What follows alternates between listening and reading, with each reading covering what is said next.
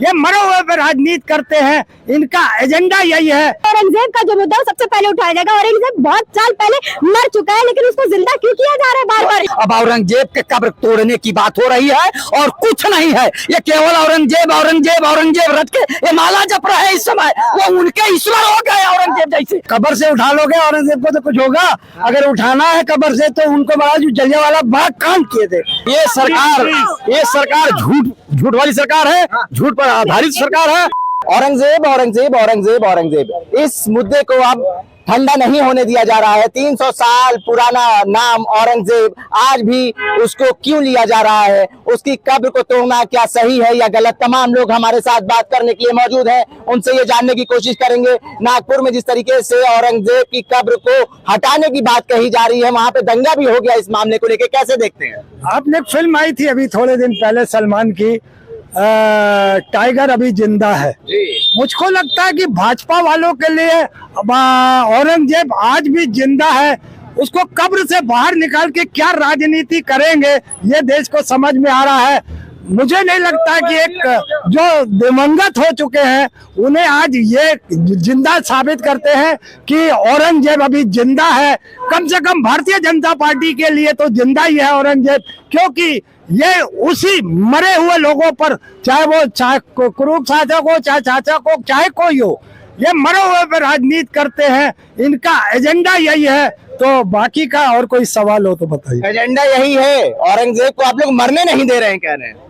ये या तो इनके दिमाग में वो भरा हुआ है, कचरा भरा हुआ है। औरंगजेब का मुद्दा उठाया किसने? औरंगजेब का मुद्दा उठाया अब्बू आजमी ने कि वो महान है, और उसके नाम पे जिसने देश के सनातन पे, देश के संस्कृति के ऊपर उसने आक्रमण किया है, उसका बिल्कुल नाम मिटना चाहिए इस देश से।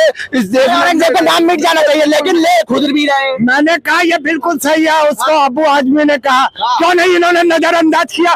क्यों इसको पॉइंट को उठाया? क्योंकि इनकी सत्ता उसी आधारित है। इनको तो मुद्दा मिला।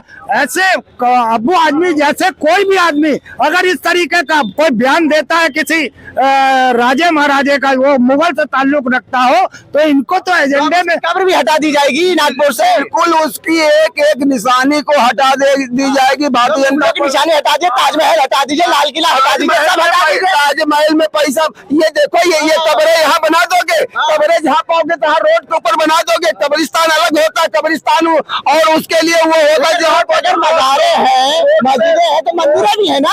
मंदिर है तो मंदिर हटाए जाएंगे।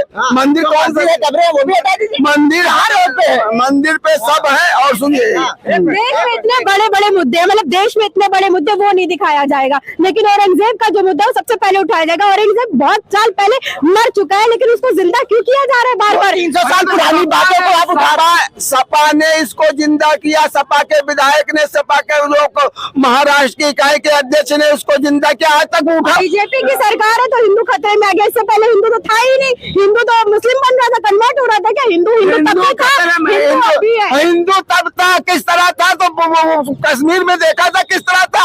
बहन बेटियों की इज्जत उतारी गई तब। वो आज नहीं हो रहा, आज नहीं हो रहा, आज नहीं हो रहा, आज लड़कियां सुरक्षित? आज एक लड़की आई थी एग्जाम देने, उसका बलात्कार हो गया ऑटो में। अभी की खबर, आज की खबर है ये। तो बलात्कार, लॉ एंड ऑर्डर वो सबसे बढ़िया है। देश का मुद्दा कुछ भी हो जाए, देश दिन पर दिन गिरता चला जाए, उस पर फिक्र नहीं है। औरंगजेब ने सब कुछ किया। जीडीपी गिरी, औरंगजेब की वजह से गिर रही है। लड़कियां सुरक्षित नहीं, औरंगजेब की वजह से गिर रही है। ऑर्डर भी औरंगजेब की वजह से खराब हो रहा है। सब कुछ औरंगजेब की वजह से खराब हो रहा है। सब कुछ औरंगजेब की वजह से खराब हो रहा है ना। आप बता दीजिए, हाँ या ना? औरंगजेब की वजह से सब कुछ खराब हो रहा है, हाँ या ना? इसको बताइए आप पहले मुझे। चार टुकड़ों के वजह जो लोगों ने पहले खराब कर दिया, अब उसको सही किया जा रहा है। ये सरकार झूठ वाली सरकार है, झूठ पर आधारित सरकार है, अफवाह वाली सरकार है। ये औरंगजेब को इस नाते नहीं भूल सकते हैं। औरंगजेब के नाम पर वोट मिल सकता है, क्योंकि बिहार में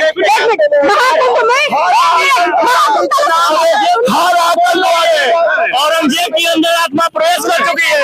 औरंगजेब की आत्मा इनके अंदर प्रवेश कर चुकी है।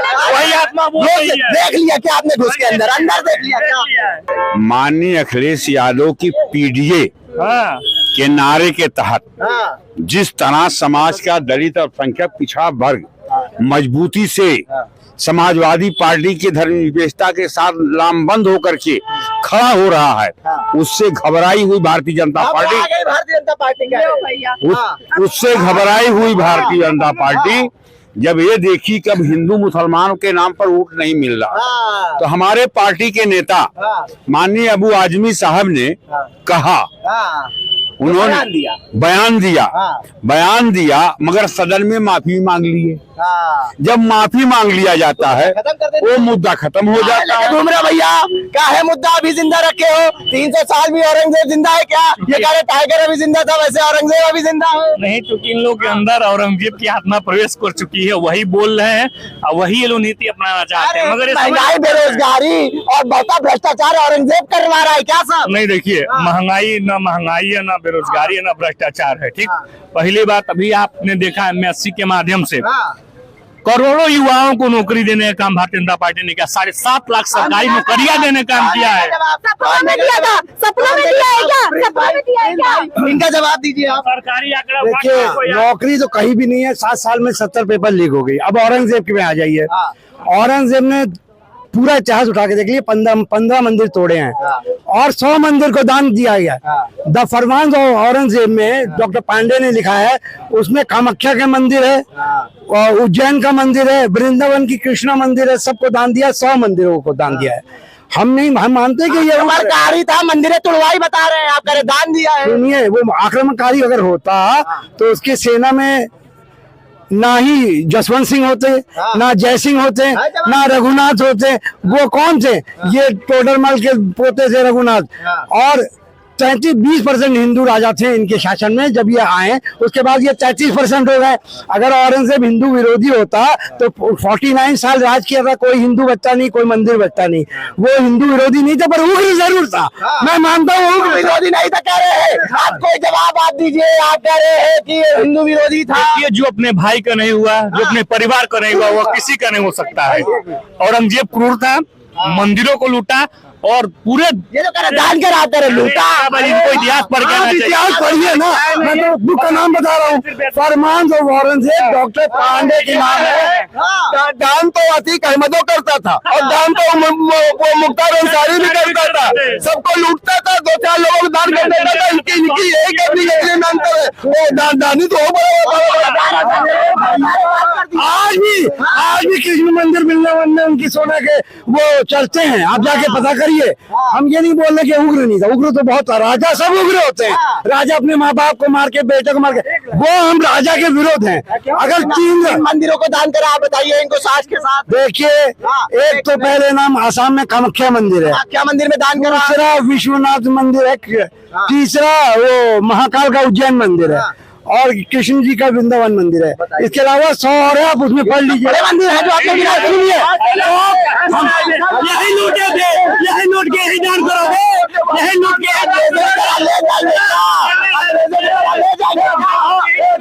जहाँ से आए वहाँ बाथरूम तक नहीं बनवाए।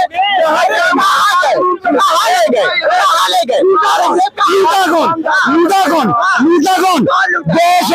200 लोग आए, 200 साल राज किए। अंग्रेज ने लूटा। 45 ट्रिलियन डॉलर हमारे लूट के ले गए।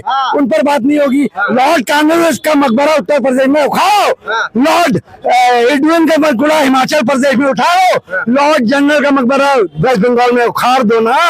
विक्टोरिया मेमोरियल उखाड़ो, नहीं उखाड़ोगे हिंदू मुस्लिम बनता कहाँ है? मकबरे क्यों नहीं उखाड़ ले हो? अरे हिंदू मुस्लिम नहीं बनता ना। और अंग्रेज का दलाली कौन कर रहा था? ये बीजेपी वाले दलाली कर रहे थे।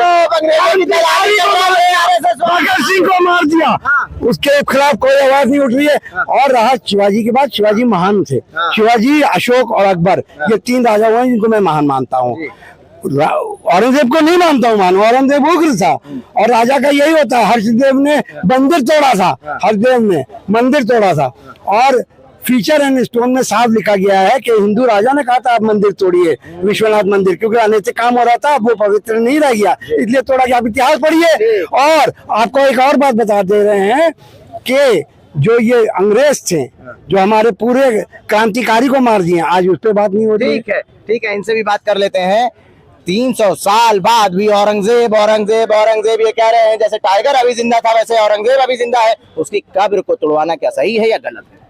भाजपा के फाइलों में गांव का मौसम गुलाबी है, मगर ये आंकड़े झूठे हैं, ये दावा किताबी है। ये भाजपा वाले ऐसे बोलते हैं। औरंगजेब 300 साल 400 साल पहले की बात है, और फिर उस समय के राजा जो है लड़ाई लड़के जीतता था, जिसके अंदर ताकत थी वो राज करता था, चाहे जो उस समय राजतंत्र था। भाई आप बताइए, हमारे इतने भगवान देवी देवता थे, क्या कर रहे थे? क्यों नहीं औरंगजेब को उसी समय पटक दिए, गला काट दिए?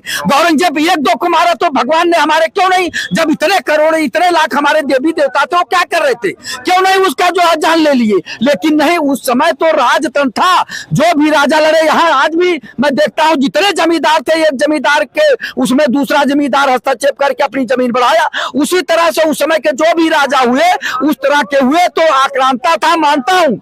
लेकिन भैया उस समय तो राजतंत्र था। लोकतंत्र में जब ये सब काम हो रहा है, ये गलत। आज तो संविधान से देश चलेगा, कानून से देश चलेगा, लेकिन नहीं, आज भी वही नौबत है। आप ये बताइए, जितने एमएलए एमपी है, जिसके ताकत है, वो आप बताइए कि विधायक निधि खा जा रहा है, कोई बोल नहीं पा रहा। जो जनता के विकास का निधि है, खा जा रहे हैं, हड़प ले रहे हैं, कोई बोल पाता है? और कहते हैं कि नहीं। तब तो ताकत वाले का शासन चलता था। जो राजतंत्र था उसमें जो बाहुबली होता था वो राजा बनता था। 4 लोगों को 10 लोगों को मार के 50 लोगों को मार के राजा बन जाता था, और राजाओं में लड़ाई होती थी। कभी कहते थे ना कि ये भारत देश बहुत बड़ा था, अफगानिस्तान तक था, अफगानिस्तान तक बहुत बड़ा था, लेकिन अब धीरे धीरे सिकुड़ता गया। आज वो हालत है कि वही काम तो ये लोग भी कर रहे। सपोज करिए, ये सरकारें जो होती हैं, अगर कोई सरकार बनाई है कोई चीज तो उसको बिगाड़ने का काम करती है, तो आखिर जब दूसरी सरकार आएगी तो क्या करेगी?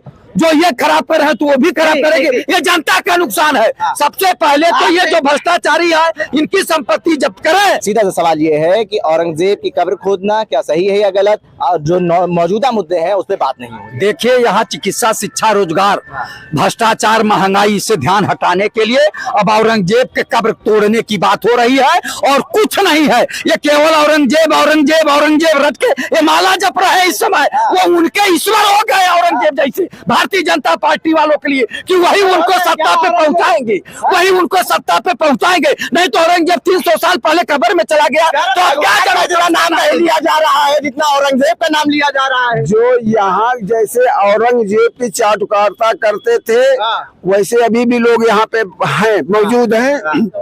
वो उन्हीं की औलादें हैं, वो यहाँ पे उन्हीं का नाम लेंगे। आप बताइए, शिवाजी ने अफजल खान से लड़ाई हुआ, शिवाजी ने मार डाला उन्हें, पर शिवाजी ने उनका मकबरा बनाया। इन लोग उनका भी मकबरा तोड़ने जा रहे थे, पर लोगों ने बना रही है तो शिवाजी ने बनाया। अरे कब्र से उठा लोगे औरंगजेब को तो कुछ होगा। अगर उठाना है कब्र से तो उनको बड़ा, जो जलियांवाला बाग कांड किए थे उनकी तो वाहवाही कर रहे हो, उनकी कब्र। सीधा सीधा है, आप सबसे एक सवाल रहेगा, 300 साल बाद औरंगजेब की कब्र खोदना सही है या गलत? गलत है। उसमें 3 साल की सजा भी होगी, और अगर ऐसे ही से हटाया जाएगा तो वक्फ बोर्ड आ जाएगा, कुछ नहीं कर पाएंगे। ये बेवकूफ बना रहा है। ऐसा कुछ नहीं। गुलामी की मानसिकता की जिसकी भी कब्रें हैं वो हिंदुस्तान में अब नहीं रहेंगी, वो सब खोदी जाएंगी। अब हिंदुस्तान का सनातन जाग चुका है। वो कोई भी गुलामी की हिंदुस्तान का सनातन जाग चुका है। कब 2014 के बाद सनातन न कभी सोया था न कभी सोएगा। ये ऐसे भाजपाई सनातनी जरूर सो रहे थे, इनका चर्चा मैं नहीं कहूंगा। अब ये कहते हैं कि मुगलों ने जनता नहीं लूटते थे, वो लूटते थे दूसरे शासकों को, चाहे वो मुसलमान हो चाहे वो हिंदू हो, उनसे युद्ध होता था। और जो राज्य जीत जाते थे और जो पैसा आता था वो जनता में वितरित करते थे, जनता का पैसा नहीं लूटते थे। यही लोग थे सरदार, इसीलिए मारा गया। आप लोगों से जानने आए थे, हम जानने आए थे कि 300 साल में औरंगजेब के मुद्दे को उठाना, उसकी कब्र को खोदना क्या सही था या गलत? उल्टे चश्मा के लिए आकिब मिराज खान, लखनऊ।